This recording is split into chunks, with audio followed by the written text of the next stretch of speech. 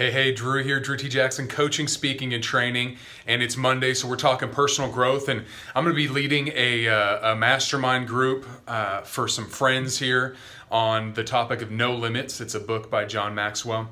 And it's about pushing beyond your limits and expanding your capacity and recognizing that you really have no limits to how far you can go. It's just you got to keep on growing, keep on going. And so as we talk about personal leadership and personal growth, I want to ask you, how aware are you of your limits?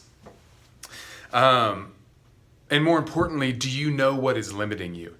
Do you know what is limiting you in life? I was asked this recently in a training. I was asked, what's your current departure point? So where do you want to go? Where do you see yourself? But where's your departure point? Meaning, where are you currently at? And recognize where you're at so you can determine how you can get where you're trying to go. And the question was, what's limiting you? What's holding you back? What's keeping you? What mental attitudes and activities, what thought processes, what kind of negative thinking is currently going on in your mind? And I was thinking about that, and I thought, I don't really know that I have that many, and I couldn't really think of any, and except just the normal. The scariness of stepping into something bigger, or do I have what it takes to do the bigger thing? And so those were pretty general though, and so I went into this meeting after that I was heading to, and I had a meeting with a person, and they want training, and they want speaking at certain events, and then it came to the third thing they wanted coaching, and this individual is very successful and very established and older than me, and they wanted coaching, and for some reason in my head, my immediate thought was, why in the world would they want coaching from me? Now, you got to recognize the coaching process is amazing because it's all about the process. It's all about the questions that are being asked. We believe as coaches that the answer is within, and so with the concept of coaching, I could coach anybody to do anything.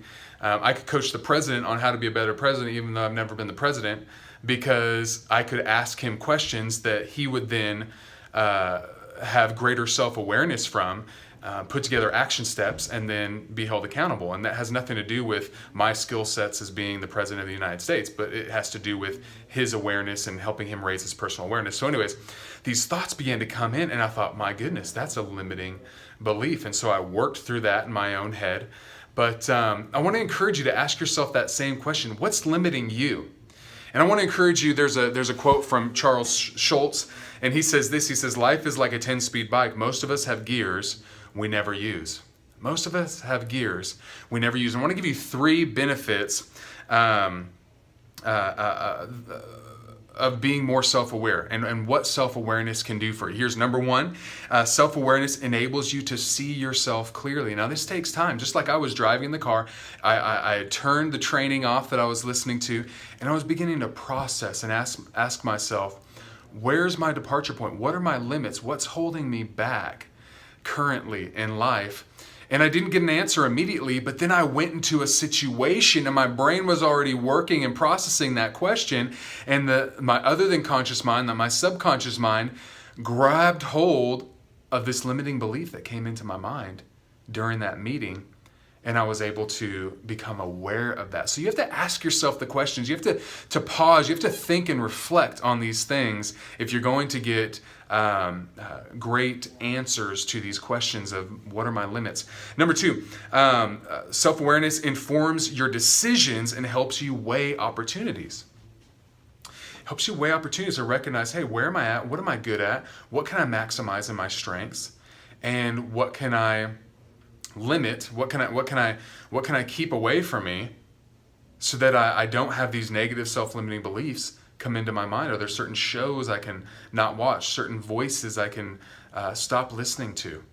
The news is so limiting, so negative all the time. That's one of those things you got to limit. Or we wonder why, my wife just brought this up the other day, we wonder why we have such a bullying culture. Have you ever watched sports critics? Political pundits? I mean, they're bullies is what they are. They bully their point to get their way. And it's fascinating. It really is. We have no reason to wonder why our kids are bullying each other. They see it on the news. They see it on television all the time. And then number 3, what does self-awareness do for you? It allows you to test your limits. It allows you to push through those perceived barriers, those barriers that you might not even recognize that you aren't engaging in certain conversations or activities because your subconscious is saying you're not worthy to do that. So don't even approach that. But if you become aware of that, you can say, you know what? I am good enough for that. I can do that. And I am going to engage in those situations and put myself out there and grow into those opportunities. So I want to encourage you to ask yourself the question, what's limiting you? Where are you at currently? Where do you want to go? And where are you at currently? And what's stopping you from getting there? What mindset? What thoughts? Thoughts are things. What thoughts are keeping you from getting there? That's your thought on personal growth today. I hope that helped you. Hope that encourages you. Leave some comments, like and subscribe this channel on YouTube so more people can hear about it. Thank you so much. Talk to you soon. Drew T. Jackson, coaching, speaking, and training. You can look me up at drewtjackson.com. Talk to you soon. Bye.